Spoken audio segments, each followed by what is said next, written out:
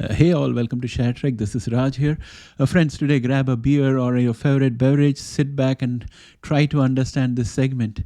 It's likely to be a bit long, but I will try to explain every concept so that we can develop an understanding of the eOD-GT8 60 MER vaccine.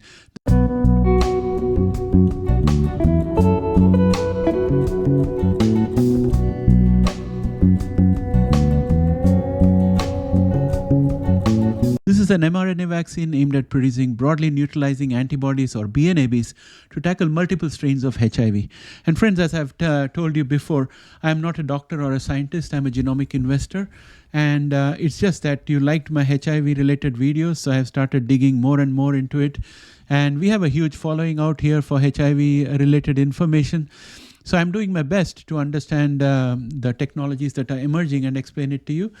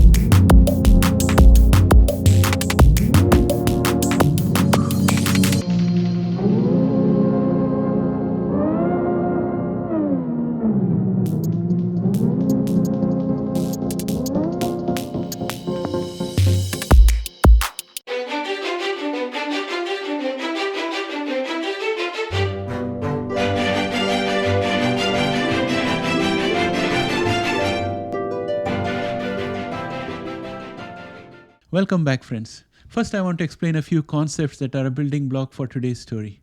First, let me explain the exotic name eOD-GT8 60 MER.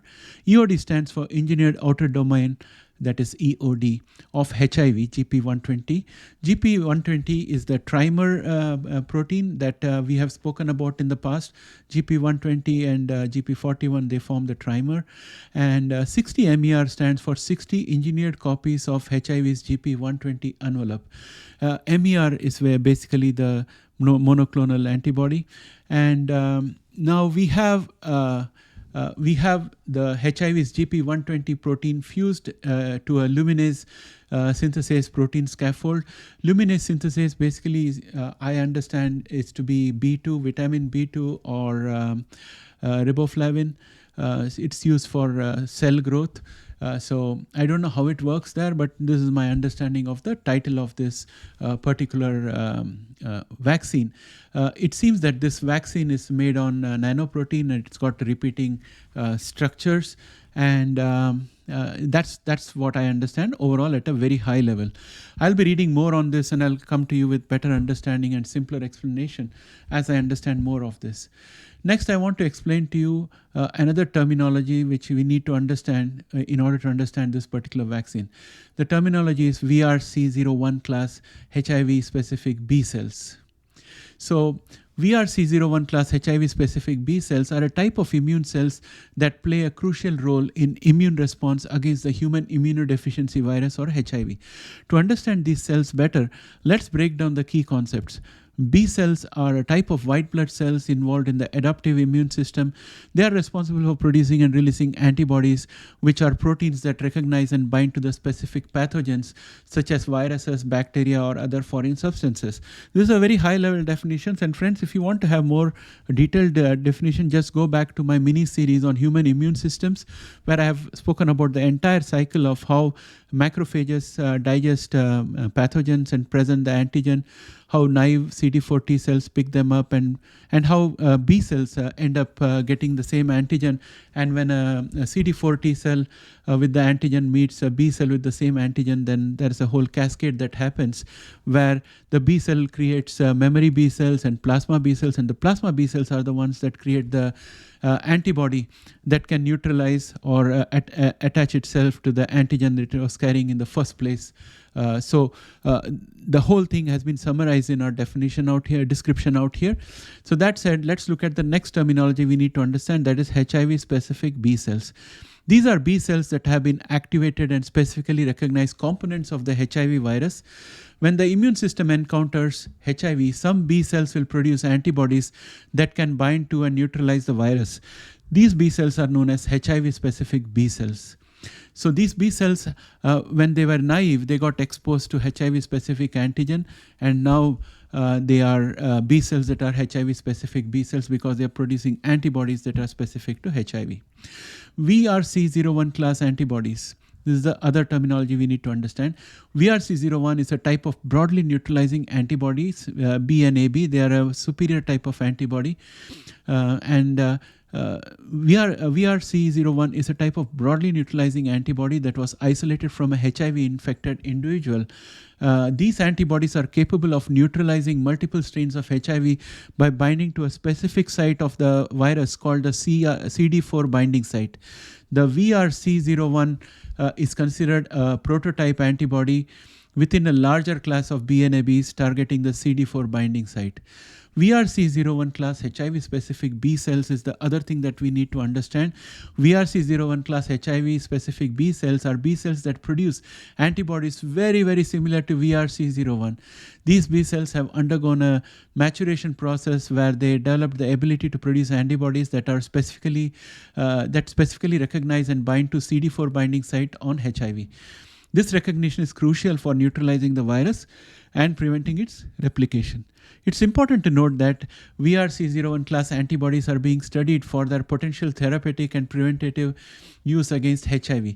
Scientists are investigating ways to harness these antibodies to develop vaccines or antibody-based therapies to combat HIV infection. By understanding the biology of VRC01 class HIV specific B cells, researchers can gain insights into the immune response to HIV and explore strategies for enhancing antibody response against these viruses. One such initiative following this line of research is the team from Fred Hutchinson Cancer Center and Scripps Research, who with other collaborating institutions have been working on this concept. Recent news from this team highlights that in the IAVI G001 phase 1 clinical trial, they tested a therapy for safety and immune response successfully using a self-assembling nanoparticle HIV vaccine. You will recollect from my earlier videos that helper T cells with specific antigen meets B cells with the same antigen and start to cascade, where B cells create plasma B cells and memory B cells. The plasma B cells then produce the antibody for the target antigen common to the B cell and CD4 T cell. In this case, the Scripps research team identified an antigen which, when introduced into the cycle, converts naive CD4 and B cells into activated CD4 and B cells, stimulates VRC1 class B cells. The team says it was quite impressed with the vaccine candidate as it produced a tremendous T cell response in most of the trial participants. At present, the team feels that booster vaccines may be needed to increase the volume of VRC01 broadly neutralizing antibodies that are able to neutralize almost 90% of known HIV strains. The 7 key findings from these studies include: number 1, vaccine-specific CD4 T cells were introduced in almost all vaccine recipients. So that's a very, very important aspect, which means that most people were sensitive to this stimulus and they reacted the way they should for this vaccine to succeed. Second point was that lymph node GCT follicular helper cells increased after vaccination. Let me explain this concept of lymph node GCT follicular helper cells before we look at the other findings. Lymph node GCT follicular helper cells, also known as TFH cells, are a specific subset of T cells that play a crucial role in immune response within the lymph nodes, particularly in the germinal centers or GCs. To understand these cells better, let us break down the key concepts. Lymph nodes are small bean-shaped organs distributed throughout the body and are a part of the lymphatic system. They act as filters for the lymph fluid and serve as sites for immune cell activation and interaction. Germinal centers, or GCs, are specialized regions within the lymph nodes where B cells undergo intense proliferation, selection, and maturation. GCs are important for generating high affinity antibodies during an immune response, such as in the context of an infection or vaccination. T follicular helper cells or TFH cells are a specific subset of CD4 T cells, also known as helper T cells, that are primarily located in the germinal centers of lymph node. They have a unique molecular and functional profile that enables them to provide critical help to B cells during antibody production. TFH B cells interaction is another thing that we need to understand. Within the germinal centers, TFH cells interact closely with B cells, providing signals and guidance necessary for B cell activation and antibody production. TFH cells express a protein called CXCR5, which helps them migrate into the B cell follicles where the germinal center form. Once inside the germinal centers, the cells provide several important signals to B cells, including the expression of molecules like CD4L or CD4 ligand and cytokines such as IL-21, which promote B cell proliferation, antibody class switching, and development of high affinity antibodies. GCTFH cells is another concept we have to understand. GCTHF cells specifically refer to TFH cells found within the germinal centers. These cells have undergone a differentiation process within the lymph nodes and acquire specialized features that make them particularly efficient in providing help to B cells within the GC environment. GCTFH cells are critical for the development of effective antibody responses against infections and vaccinations. They contribute to the selection of B cells with high affinity antibodies, assist in the process of affinity maturation, and promote the differentiation of B cells into long-lived antibody-producing plasma cells or memory B cells. Understanding the biology and function of GCTFH cells is important for studying immune responses, developing vaccines, and designing therapeutic strategies targeting antibody-mediated immunity. So that was the concept that I wanted you to understand around GCTFH cells.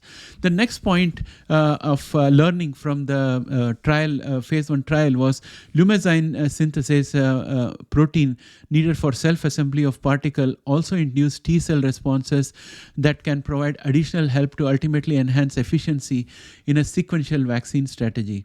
Vaccine-specific CD4 cells were polyfunctional and had diverse phenotypes.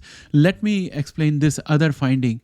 Let me briefly explain polyfunctional CD4 T cells. Traditionally, CD4 plus T cells have been classified into distinct functional subsets based on cytokines they produce and the immune responses they promote. For example, Th1 cells primarily produce interferon gamma and are involved in cellular immune responses against intercellular pathogens, while Th2 cells produce interleukin 4 or IL-4 and IL-13 and are associated with antibody-mediated immune responses against extracellular parasites. However, recent studies have revealed that there's a CD4 plus T cell category that can exhibit functional diversity and flexibility. Polyfunctional CD4 plus T cells are characterized by their ability to produce multiple cytokines and exert multiple effector functions simultaneously or sequentially. These effector functions can include the production of cytokines such as IFN, IL-2, IL-4, and IL-17, or tumor necrosis factor alpha, that is called as TNF alpha, as well as the expression of surface molecules associated with cytotoxicity or immune activation. The presence of polyfunctional CD4 plus T cells is often associated with a robust effective immune response. These cells are believed to provide a more comprehensive and coordinated defense against pathogens by simultaneously or sequentially engaging different aspects of the immune system. And polyfunctional CD4 plus T cells are commonly observed in various infectious diseases, including viral, bacterial, and parasitic infections, as well as in autoimmune disorders and cancer. So these are some kind of super CD4 T cells. Assessing the polyfunctional profile of CD4 plus T cells through techniques like flow cytometry or cytokine secretion assays have become an important tool in the immunological research. Understanding the characteristics and functions of polyfunctional CD4 plus T cells can provide insights into human immune response, vaccine development, and the development of therapeutic strategies targeting specific disease.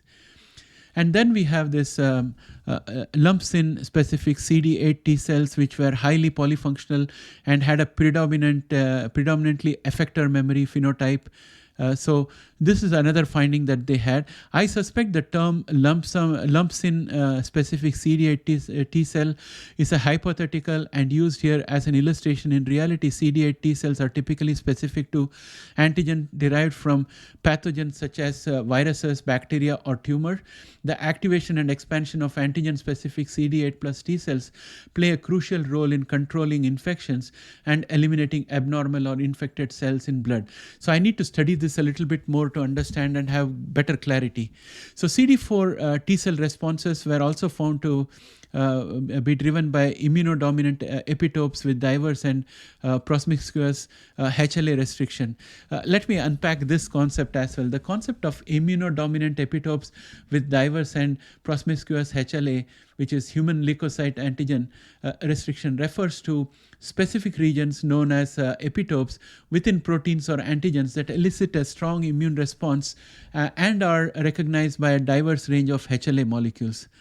Epitopes are small specific regions within proteins or antigens that are recognized by the immune system, particularly by T cells. T cells recognize antigens through the interaction of their T cell receptors, TCRs, with peptides presented by HLA molecules. HLA molecules are also known as human leukocyte antigens or major histocompatibility complex or MHC molecules, are proteins present on the surface of cells. They play a critical role in presenting antigenic peptides to T cells, allowing the immune system to recognize and respond to foreign substances. Immunodominant epitopes within a given protein or antigen. There are certain epitopes that have a higher capacity to elicit an immune response compared to others. These epitopes are referred to as immunodominant epitopes. Immunodominant epitopes are often primary targets of the immune response and play a significant role in shaping the overall immune response to a pathogen or antigen. And then we have to understand diverse HLA restriction. HLA molecules are highly polymorphic, meaning they exist in multiple variants or alleles within the human population. Each HLA variant can bind and present different peptide antigens. Diverse HLA restrictions refers to the fact that different individuals may express different HLA variants, leading to variations in the epitopes that can be presented to T cells. Promiscuous HLA restriction means that some HLA molecules have the ability to bind and present a wide range of different peptides regardless of their amino acid sequence. These HLA molecules are referred to as promiscuous because HLA restriction allows a single HLA variant to present a broad range of epitopes, increasing the chances of T cell recognition and immune response. When immunodominant epitopes exhibit diverse and promiscuous HLA restriction, it means that these epitopes are capable of stimulating a robust immune response in a diverse range of individuals with different HLA variants. This is advantageous for vaccine development and immune responses to pathogens because it ensures that a significant proportion of the population can mount an effective immune response against the immunodominant epitopes regardless of their HLA genetic background. Finally, CD8 T cell responses to lump-in were driven by HLA A02 restricted immunodominant epitopes. B and T cell responses correlated with but not between LN and peripheral blood compartments. So that was the last finding. I do not yet understand the last finding. I'm still studying up on that, and I need to learn more building blocks of knowledge before I can comprehend the importance of most of the 7 findings of this study. But I have tried to present however much I could understand. And just to summarize this whole thing, the way I would characterize this is, let us take the example of COVID-19. COVID-19 had an antigen. So the mRNA vaccine produced the antigen within our body, and that helped our body to go through this whole process whereby the CD cell, a naive CD cell, becomes activated and creates helper T cell, which in turn goes and finds a B cell which has the similar antigen and tells the B cell to produce antibodies for the COVID-19 antigen. So this was the cycle, and it was a very simple antigen. When it comes to HIV, HIV has got a lot of mutations and it's a complex virus. And because of its various mutations, having a single antigen is not going to help. So we need a complex antibody, and that complex antibody is the broadly neutralizing antibody. So the whole effort in this particular vaccine, which is called eOD-GT8 60MER, is basically to create a vaccine where instead of an antibody, we have broadly neutralizing antibodies. And in order to create that, it's using a much more effective antigen. So that's how I understand this particular vaccine. And the fact that it has produced impact on almost 90% of the known HIV strains is, number one, a very, very big achievement. Number two, the fact that most of the people on whom this vaccine was tried gave an immune response as expected, shows great promise. I have reached out to the Fred Hutchison Cancer Center by email to the coordinator to find out if they can give me some information about when phase 2 clinical trial will start, and also if any one of their scientists from their research team can join us on a Zoom interview so that we could understand this better. So I'm looking forward to hearing from them, and if I do hear from them, I'll keep you updated, and hopefully we have an interesting interview and we understand this much better. I'm going to continue to read up on this particular vaccine and develop a better understanding.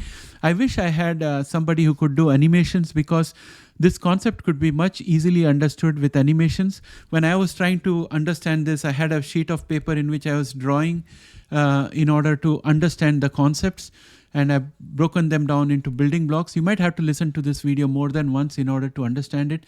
I've tried to experiment with trying to provide more detailed information in this video. I would like you to give me comments, letting me know if this is too much information. If you want just simplified content, please put that in the comments below so that I can calibrate my approach. With that, I'd like to end this video. Thanks and have a great day. Bye for now.